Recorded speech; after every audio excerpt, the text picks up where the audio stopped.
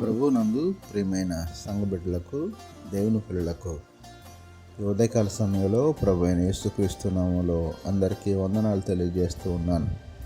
గడిచిన రోజు నుంచి ఈ రోజు వరకు దేవుడు మనకు తోడుగా ఉండి ఆయన కాపుదల మనతో ఉంచి ఈ సమయంలో ఆయన నామాన్ని స్తుతించుకోవడానికి ప్రభు ఇచ్చిన మంచి అవకాశాన్ని బట్టి దేవునికి మహిమ, ఘనత, ప్రభావాలు కలుగును గాక. ఆమేన్.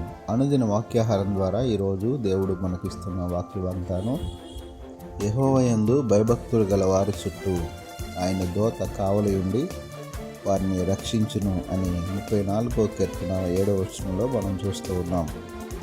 దేవునికి మహిమ కలుగును గాక.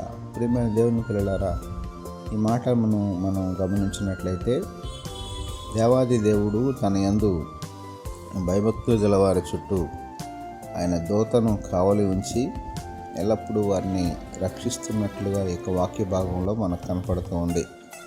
అవును పిల్లలారా, మనము దేవుని యందు భయభక్తులు కలిగి జీవించాలని, ఆయన యందు విశ్వాసంతో మనం ముందుకు కొనసాగాలని, ఆత్మీయతలో అభివృద్ధి పొందాలని, మనకు కావలసినటువంటి ప్రతి విధమైనటువంటి క్షేమము, ఆశీర్వాదము, శాంతి, సమాధానము ప్రభు ద్వారా మనం పొందుకోవాలని దేవుని యొక్క ఉద్దేశమై ఉంది.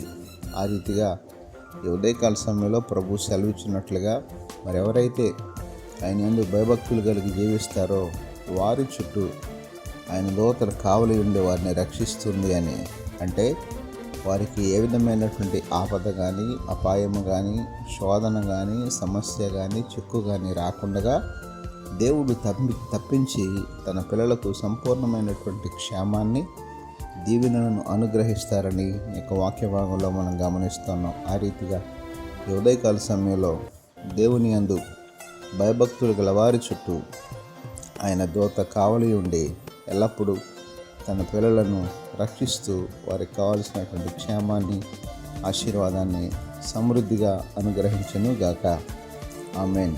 ప్రార్థనలో ఏకీభవించండి. పరిశుద్ధుడైన మా దేవ, ప్రేమగల మా తండ్రి, మహోన్నతుడైన మా ప్రభువా, ఈ ఉదయకాల సమయంలో మీ శ్రేష్టమైన ఉన్నతమైన నామానికి వందనాలు, స్తోత్రాలు చెల్లిస్తున్నాం తండ్రి.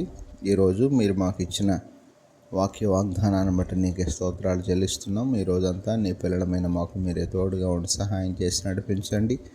వారి చేతి పనుల్లో, వారి యొక్క వ్యాపారాల్లో, ఉద్యోగాల్లో, రాకపోకలు అన్నింటిలో మరి మీరే తోడై ఉండమని, నీ దీవెన, క్షేమము, ఆశీర్వాదం సమృద్ధిగా నీ పిల్లలందరికీ మీరు దయచేయమని యేసు పరిశుద్ధ నామమున అడిగి పెట్టుకొనుచున్నాం తండ్రి.